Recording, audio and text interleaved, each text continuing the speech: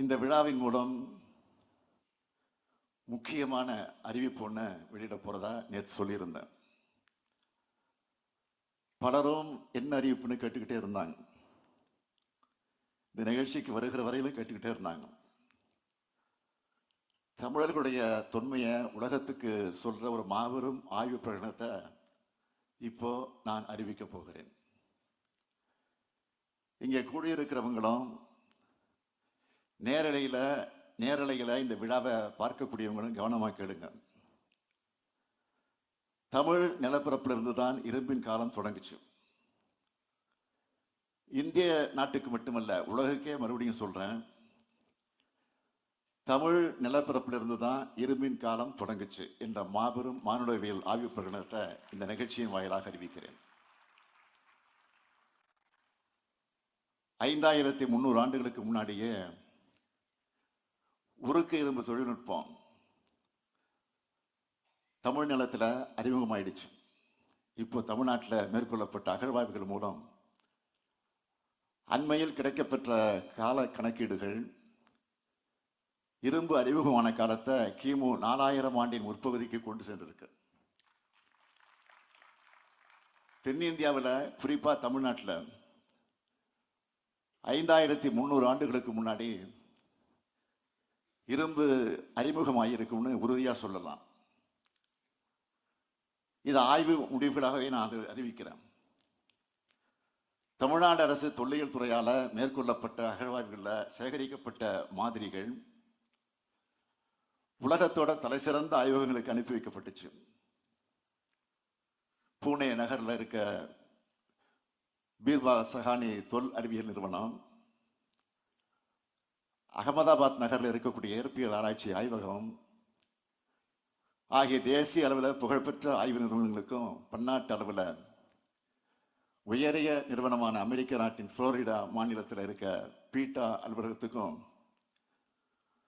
மாதிரிகள் பகுப்பாய்வுக்கு அனுப்பி வைக்கப்பட்டுச்சு. தேசிய நிறுவனங்கள்ல OSI பகுப்பாய்வுக்கும் பீட்டா ஆய்வகத்துல கதிரியக்க கால பகுப்பாய்வுக்கும் ஒரே தாழியிலிருந்து மாதிரிகளை அனுப்பி வச்சோம். இப்படியான 3 நிறுவனங்களிடமிருந்தும் ஒரே மாதிரியான பகுப்பாய்வு முடிவுகள் பெறப்பட்டிருக்கு. தமிழ்நாடு அரசு தொல்லியல் துறை பல்வேறு ஆய்வு நிறுவனங்களுக்கு மாதிரிகளை அனுப்பி பெறப்பட்ட முடிவுகளை கூர்ந்து ஒப்பாய்வு செஞ்சதுல ஒரே மாதிரியான முடிவுகள் கிடைக்குது.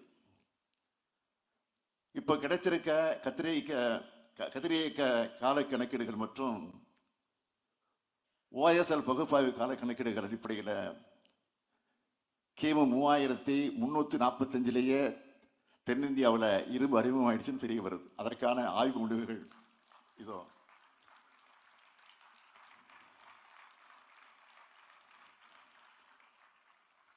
இந்த பகுப்பாய்வு முடிவுகள் வெளிநாடுகள் மற்றும் இந்தியாவில் இருக்க தொல்லியல் அறிஞர்களுக்கு அனுப்பி வைக்கப்பட்டுச்சு. அவங்க எல்லோரும் இரும்பின் தோற்றத்தையும் பண்டைய தொழில்நுட்பத்தை பற்றியும் ஆய்வு செஞ்சு வர்ற அறிஞர் பெருமக்கள். அந்த அறிஞர் பெருமக்கள் எல்லோரும் இந்த அவையில கூடியிருக்காங்க. இவங்க எல்லோரும் ஒரு சேர தமிழ்நாடு அரசையும் தமிழ்நாடு அரசின் தொல்லியல் துறையின் ஆய்வு முன்னெடுப்புகளையும் வெகுவாக பாராட்டியிருக்காங்க. இரும்பின் காலம் குறித்த முடிவுகளுக்கு ஆதரவாகவும் கண்டுபிடிப்புகளையும் பாராட்டியிருக்காங்க.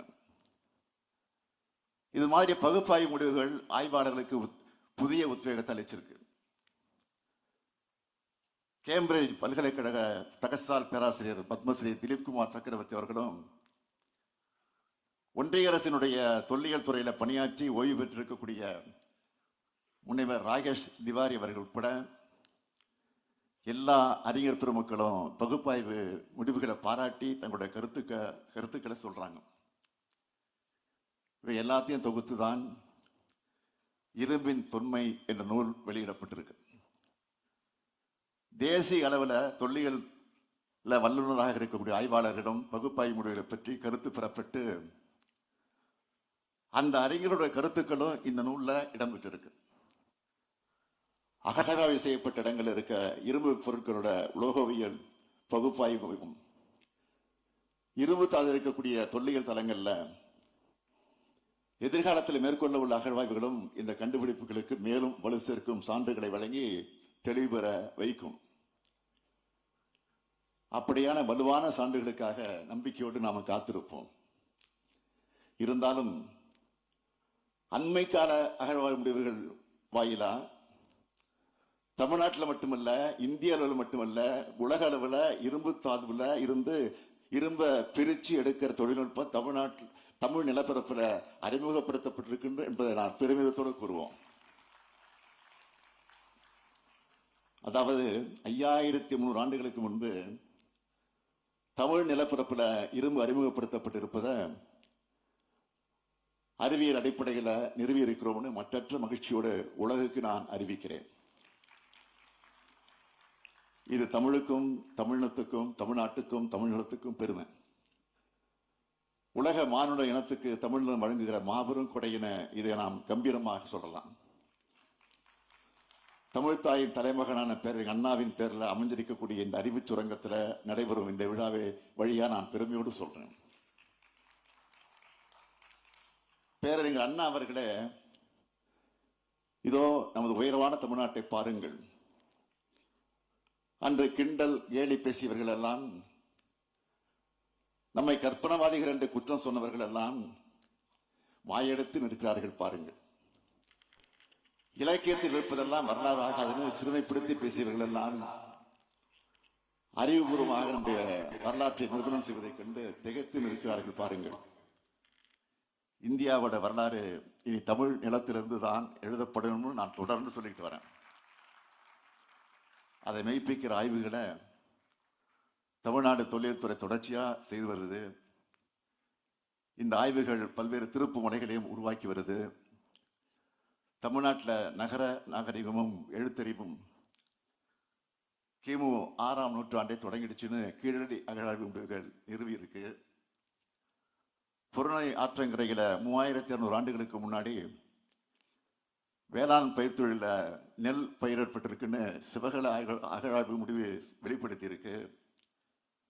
இதுக்கு முன்னாடி தமிழ்நாட்டில் இரும்பின் அறிமுகம் 4600 ஆண்டுகளுக்கு முன்னாடி இருந்த கிருஷ்ணகிரி மாவட்டம் மயிலாடுதுறை அகழ்வாய்வு மூலம் தமிழ்நாடு சட்டமன்றத்தில் நான் உலகுக்கு ஏற்கனவே அறிவிச்சிருக்கிறேன். இத்தகைய அகழ்வாய்வு முடிவுகள் தமிழ்நாட்டு வரலாற்றுக்கு மட்டும் இல்லாம இந்திய துணைக்கண்ட வரலாற்றுக்கு முக்கிய திருப்புமுனையாக திகழ்ந்து வருது. இது போன்ற ஆய்வுகளை தொல்லியல் துறை தொடர்ந்து செய்யணும்னு துறையினுடைய அமைச்சர் மாண்புமிகு தங்கம் தென்னரசு அவர்களையும் துறையினுடைய ஆணையரையும் நான் கேட்டுக்கிறேன். தமிழ் நிலம், தமிழ்நாடு குறித்து நாம இதுவரை சொல்லி வந்ததெல்லாம் இலக்கிய புனைவுகள் அல்ல, அரசியலுக்காக சொன்னவை அல்ல, எல்லாம் வரலாற்று ஆதாரங்கள். உலக அறிஞர்களால் ஏற்றுக்கொள்ளப்பட்டவைன்னு மெய்ப்பிக்க வேண்டிய கடமையை நம்ம திராவிட மாடல் அரசு எடுத்துக்கொண்டுள்ளது என்று ஏற்றுக்கொண்டுள்ளது. தமிழினின் பெருமையையும் தமிழினத்தின் தொன்மையையும் உலகம் அங்கீகரித்து ஏற்றுக்கிட்ட அந்த வரலாற்று பெருமை மிக்க விழா இந்த விழா. நாம வாழுற காலத்துல, நான் ஆளும் காலத்துல நடைபெறுவது என் வாழ்நாளில் கிடைச்சிருக்கக்கூடிய பெருமை. பெருமையிலும் பெருமை, பெருதற்குரிய பெருமை. இந்த பெருமையை நம்முடைய குழந்தைகளிடம் நாம் எடுத்து சொல்லணும். இப்படிப்பட்ட பெருமைமிக்க தமிழ் சமூகம் உலகுக்கே வழிகாட்டும் அறிவார்ந்த சமூகமாக வளரணும்னு எதிர்காலத்துக்கான திசையை காட்டணும். பழம்பெருமையை பேசுவது என்பது புது சாதனைகள் படைக்க ஊக்கமாக அமையணும் என்பதை மாத்திரம் இந்த நேரத்தில் எடுத்து சொல்லி விடைபெறுகிறேன். நன்றி, வணக்கம்.